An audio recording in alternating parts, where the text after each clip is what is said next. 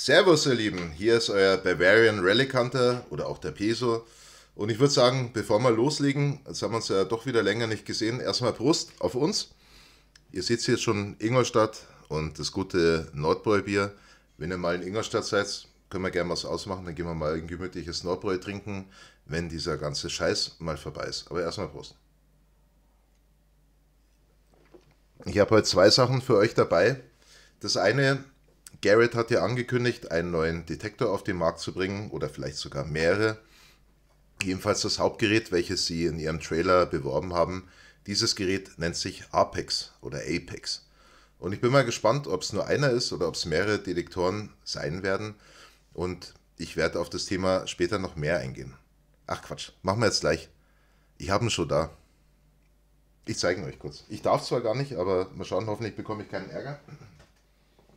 Ich hole mal ganz langsam hoch. Nee, war nur ein Spaß.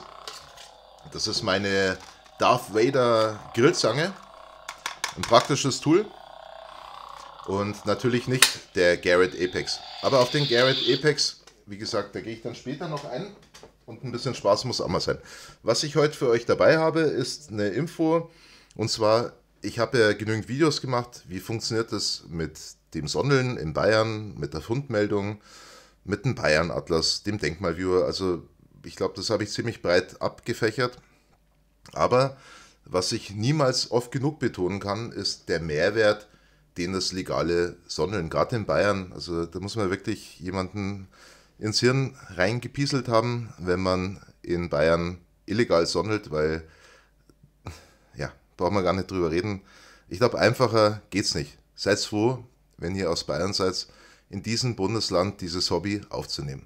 Und einer der geilsten Mehrwerte des legalen Sondelns, das ist der Austausch mit den Archäologen. Und ich kann es nie oft genug erwähnen, wie toll das ist. Warum ist das so toll? Warum finde ich das so toll? Es ist ganz einfach.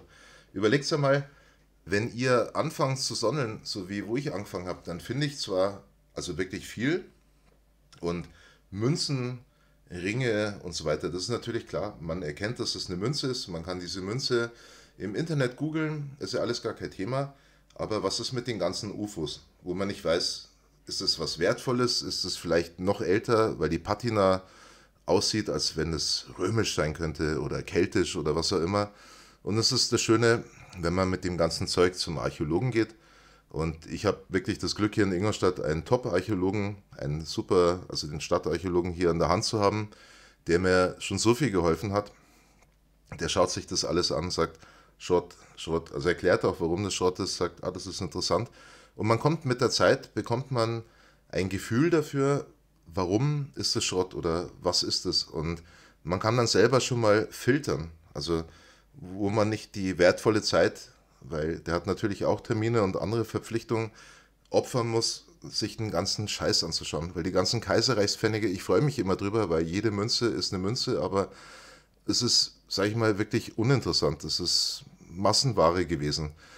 Aber wenn man dann selber mal filtern kann und um dieses Filtern zu lernen, ist dieser Austausch wichtig. Und ich fahre noch heute hin, Leute.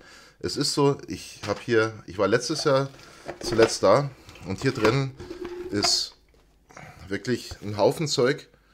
Das ist so, ich war letztes Jahr öfters da, aber das war das letzte Mal, wo ich da war, wo ich dann die letzten Funde mitgenommen habe, damit wir uns die anschauen. Und weil ich habe heute auch noch Sachen, wo ich mir nicht sicher bin, was ist das eigentlich? Ich bin zwar schon länger in dem Sondelthema drin, aber ich bin auch kein Meister. Also ich versuche dazu zu lernen und ich lerne immer wieder dazu. Und das Tolle ist, zum Beispiel haben wir uns die ganzen Sachen angeschaut und was sehr interessant ist, und darum geht es mir auch heute, das ist zum Beispiel dieses hier. Ich habe das letztes Jahr gefunden. Ich gehe mal ein bisschen näher an die Kamera ran. Und da habe ich damals die Vermutung geäußert, dass es römisch sein könnte, weil einfach diese Regenbogenreflexe vom Licht auf dem Glas mich einfach dazu verleitet haben, das zu denken. Ferner habe ich gedacht, das könnte von einer alten Siphonflasche sein, dass da einfach hier so eine alte Sodaflasche, aber es ist ganz was anderes. Und zwar war das mal so aufgehangen, ungefähr so. und war natürlich mal intakt. Und dann war hier Weihwasser drin. Und dann hat man das in der guten Stube daheim hängen gehabt. Und wenn man nach Hause gekommen ist oder aus dem Haus gegangen ist, dann hat man hier in dem Weihwasser sich eingetunkt und bekreuzt und hat seinen Segen mit sich genommen oder auch die Besucher. Und auf das wäre ich nie gekommen. Und das passt auch ganz gut zu den anderen Sachen, die wir uns angeschaut haben.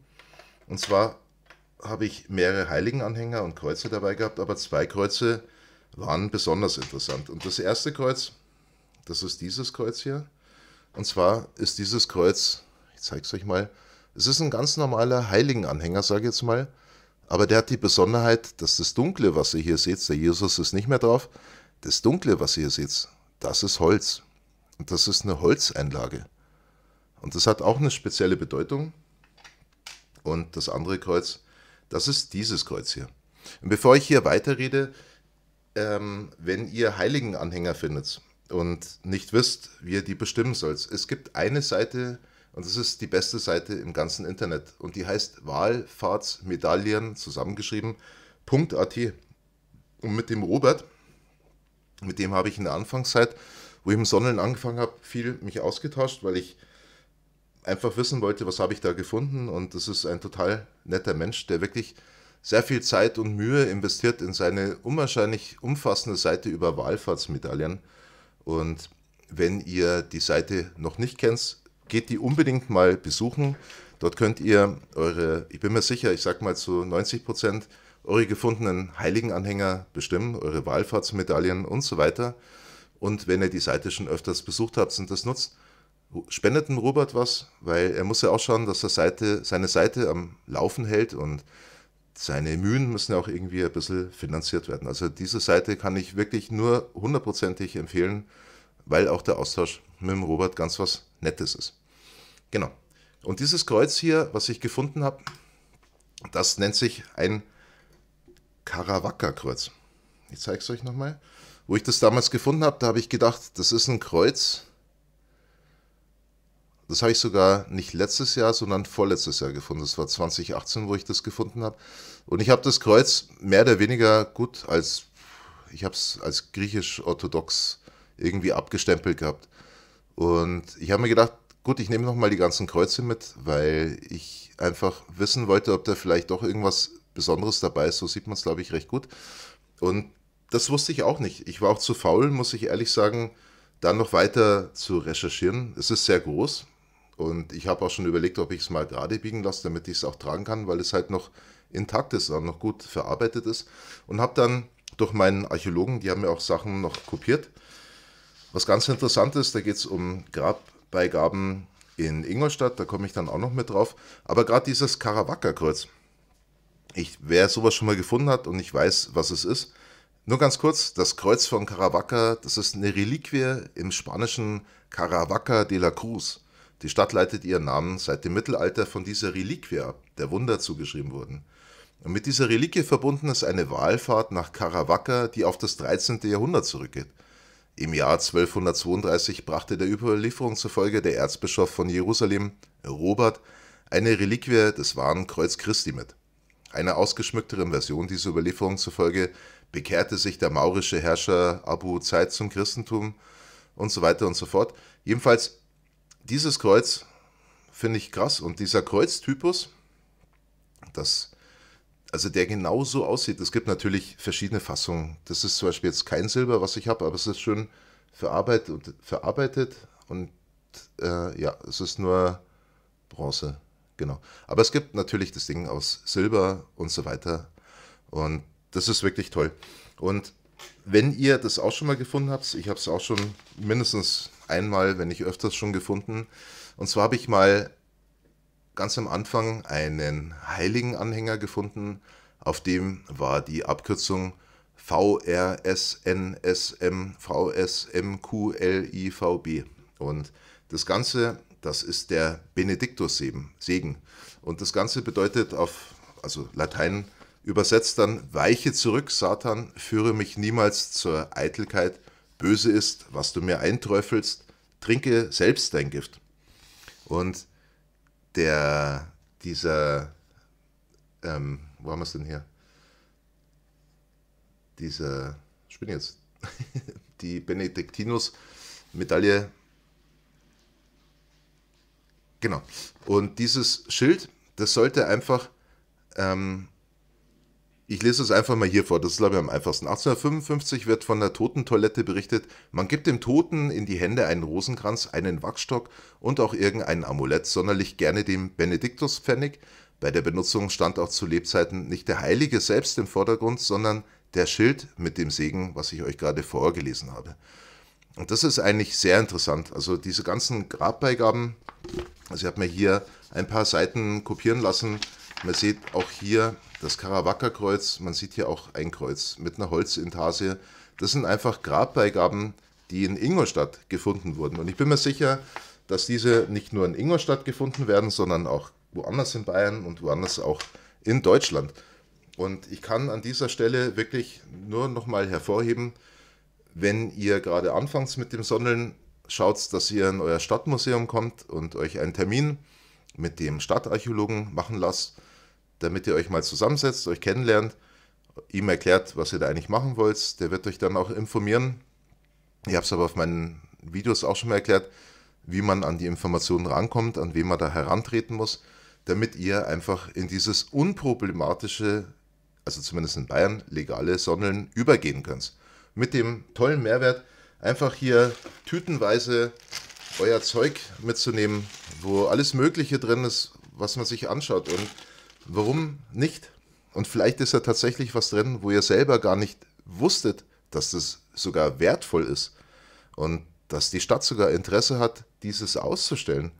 Und es gibt doch, glaube ich, nichts Schöneres, als dass das Ding nicht bei euch in der Schublade oder in irgendeinem Karton vor sich hingammelt, sondern dass es im Stadtmuseum bei euch oder in der Gemeinde in irgendeiner Vitrine drin liegt und wo vielleicht dann, da wird nicht euer Name daneben stehen, aber ihr könnt es, wenn ihr dann, das kann ich auch nur jedem empfehlen, wenn jetzt dieser ganze Scheiß mal vorbei ist, in die Stadtmuseen zu gehen und dann kann man sagen, hey, schau mal, das habe ich gefunden, das liegt von mir da drin.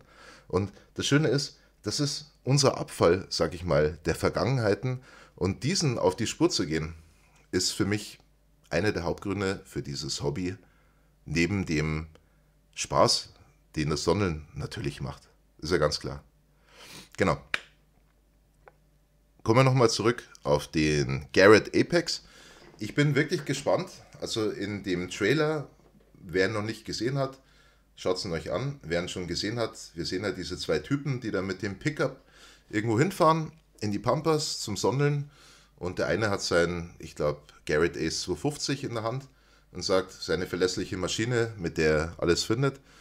Und der andere sagt dann irgendwann, ich habe noch ganz was anderes und so. Und dann gehen sie beide zum Pickup und man sieht den Apex natürlich nicht, das ist ja klar. Der ist noch geheim. Aber man hört aus dem Gespräch heraus, das haben sie ganz nett gemacht, dass das Teil ohne Batterien auskommt, also mit Akku. Dass das Ding anscheinend sehr leicht ist, was bei Garrett eigentlich nicht der Fall ist, weil die Geräte relativ schwer sind und wahrscheinlich auch kabellos ist. Wir wissen es nicht, was aber auf alle Fälle interessant und wichtig ist, mein Sponsor DTI ist der Generalimporteur von Garrett im deutschsprachigen Raum und die haben auch die Ankündigung, dass zum 15.05. dieser neue Metalldetektor oder die neuen Metalldetektoren rauskommen. Und ich freue mich, euch dann ab dem 15.05. aufwärts, also wann der dann wirklich am deutschen Markt ist und für mich dann auch verfügbar ist, weiß ich natürlich noch nicht. Aber sobald der verfügbar ist, freue ich mich, euch hier in meinem Kanal diesen neuen Detektor zu zeigen und mit diesem neuen Detektor dann auch loszulaufen. Und mein verlässlicher Orks, der da hinten mich freundlich anwinkt, hi Orks, grüß dich, dem werde ich natürlich dann, sobald ich mich mit dem Apex einigermaßen auskenne, auch mitnehmen. Und dann werden wir mal gucken, wie die beiden sich untereinander schlagen. Weil ich habe ja noch gar keine Ahnung, was dieser Apex ist, wie der funktioniert und so weiter und so fort. Also, es bleibt spannend. Das Jahr ist ein bisschen komisch. Jetzt das Wochenende war Ostern, da konnte ich dann leider auch nicht. Und mit dem ganzen, ich will es nicht aussprechen, aber ihr wisst selber, mit der aktuellen Situation gerade eben, macht es auch relativ wenig Spaß. Es ist irgendwie komisch. Also es ist nicht so wie sonst. Man hat ja doch irgendwie Bedenken oder Dings. Also ich habe es ja letztes Mal gesagt, das ist wirklich das perfekte Hobby, wo man alleine was macht. Aber es ist, also ich mache es ja schon ein bisschen länger. Es macht mir nicht so viel Spaß, wie wenn alles gut wäre. Aber ich werde das kommende Wochenende, da ist das Wetter auch wieder mega Hammer, werde ich auf alle Fälle unterwegs sein und da werden wir uns das nächste Mal wiedersehen. Mit diesen Worten und einem Schlückchen Bier zum zum Abschied verabschiede ich mich von euch. Macht's es gut, passt auf euch auf, bleibt gesund und wir sehen uns. Servus, euer Bavarian Rally Hunter.